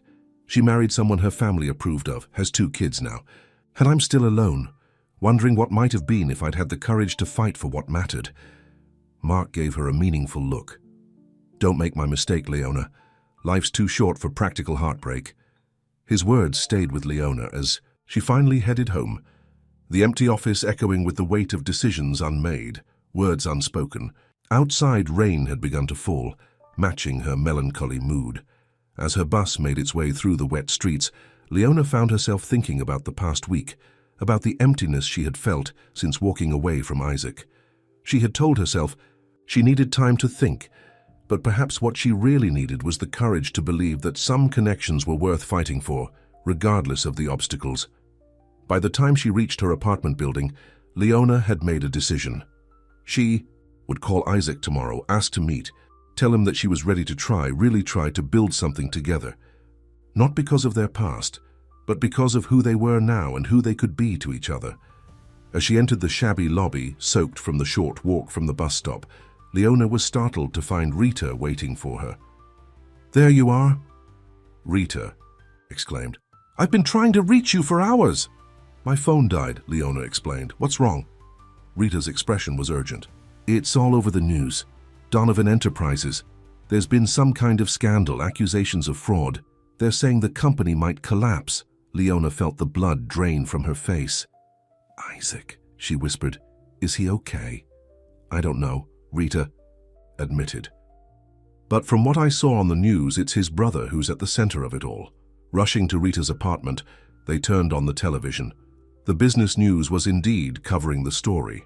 Allegations that James Donovan had been falsifying reports, hiding losses and misrepresenting the company's financial health to investors for years. Sources close to the company suggest CEO Isaac Donovan may have been unaware of his brother's activities, the reporter was saying. But questions remain about how such extensive fraud could have occurred without his knowledge. Donovan Enterprises. Stock has plummeted, and analysts predict potential bankruptcy if the allegations prove true. Leona watched in horror, her mind racing.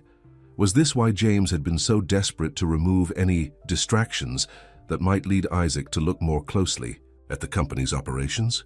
Had he been using Isaac's trust, his focus on building rather than monitoring, to hide his own unethical activities?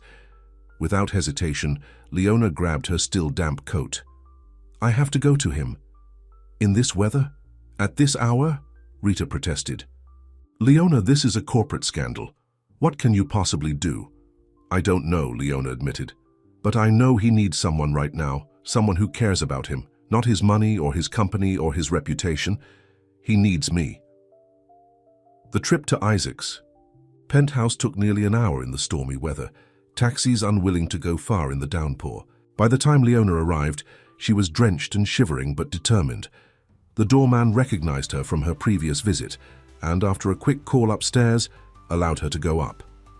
Her heart pounded as the elevator ascended, uncertainty mixing with her determination. What if Isaac didn't want to see her? What if he blamed her somehow for distracting him when his brother was undermining the company? The elevator doors opened directly into Isaac's penthouse.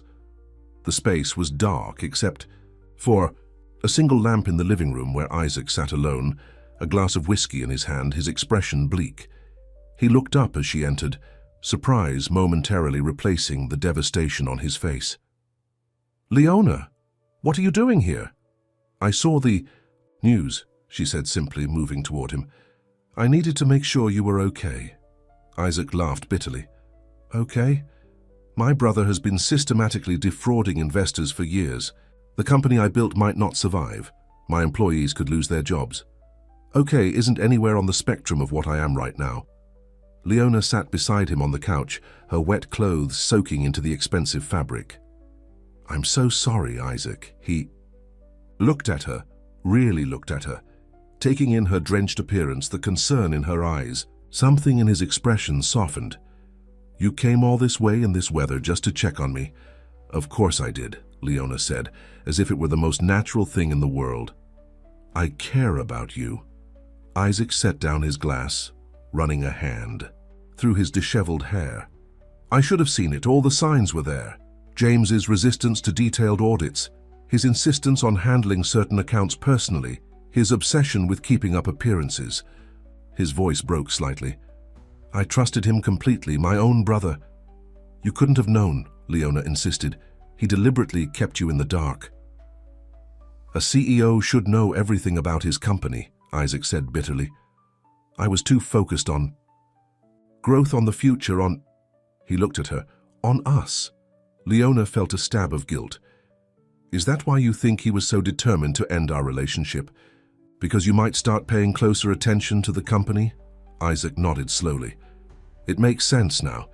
Your presence made me see things differently, question things I had accepted for years. James must have realized the threat that posed." They sat in silence for a moment, the rain beating against the windows, the only sound in the vast space. Finally, Leona spoke. "What happens now?" Isaac sighed deeply. "Best case scenario? I cooperate fully with investigators, show that I was uninvolved and try to rebuild from the wreckage. Worst case? Criminal charges, bankruptcy, the end of everything I've built." "And James?" "Already fled the country, apparently. Left me to face the consequences alone." The hurt in Isaac's voice was palpable. Leona reached for his hand, entwining her fingers with his. "You're not alone." He looked at their joined hands, then up at her face. "I thought I'd lost you. After our talk, at the coffee shop when you said you needed time, I was afraid you'd decided we couldn't work." "I was afraid too," Leona admitted. "Afraid of not belonging in your world, of holding you back, of being a distraction from what mattered. But I was wrong, Isaac. What matters isn't your company, or your status, or the different worlds we come from. What matters is this," she squeezed his hand, "us, supporting each other, being there when it counts." A flicker of hope appeared in Isaac's eyes. "Does this mean you're willing to try? Despite everything? Because I have to warn you, my life is about to become very complicated, very public, and potentially very difficult." Leona smiled gently. "My life has been complicated and difficult for 20 years. I'm not afraid of that. I'm only afraid of walking away from something real because I was too scared to believe in it." Isaac pulled her close, his arms encircling her despite her wet clothes. "I don't deserve you," he murmured against her hair. "Probably not," Leona agreed with a soft laugh. "But you've got me anyway." They stayed that way for a long time, holding each other as the storm raged outside, a physical manifestation of the turbulence that lay ahead. But for the first time in years, perhaps in their entire lives, neither felt alone in facing whatever came next. The following months were indeed difficult. Investigators swarmed Donovan Enterprises, examining every transaction, questioning every decision. Isaac spent endless hours with lawyers and auditors, fighting to save what could be saved of the company he had built. Leona stayed by his side through all of it, offering support, perspective, and occasionally much-needed distraction from the stress. She continued her work in customer service, refusing special treatment despite her relationship with Isaac becoming public knowledge. Slowly, painfully, the truth emerged. James had indeed been manipulating financial records for years, hiding losses from bad investments while presenting a picture of uninterrupted growth to the board and investors. His motives appeared to be a combination of pride, fear of disappointing his brother, and eventually, desperation to cover his earlier deceptions. Though the scandal dealt a severe blow to Donovan Enterprises, Isaac's cooperation with authorities and his obvious shock at his brother's actions helped mitigate some of the damage. The company survived, though significantly downsized and restructured. Through it all, Isaac and Leona's relationship deepened, strengthened by adversity rather than broken by it. The artificial barriers between their worlds fell away in the face of real challenges that required them to see each other as they truly were. Not as CEO and employee, not as the wealthy man and the struggling woman, but as two people committed to facing life together. 1 year after the scandal broke, on a quiet evening in the park, where they had spent so many hours talking during that difficult time, Isaac asked Leona to marry him. "I don't have as much to offer as I once did," he said, holding a simple ring that cost a fraction of what he could have afforded in his previous life.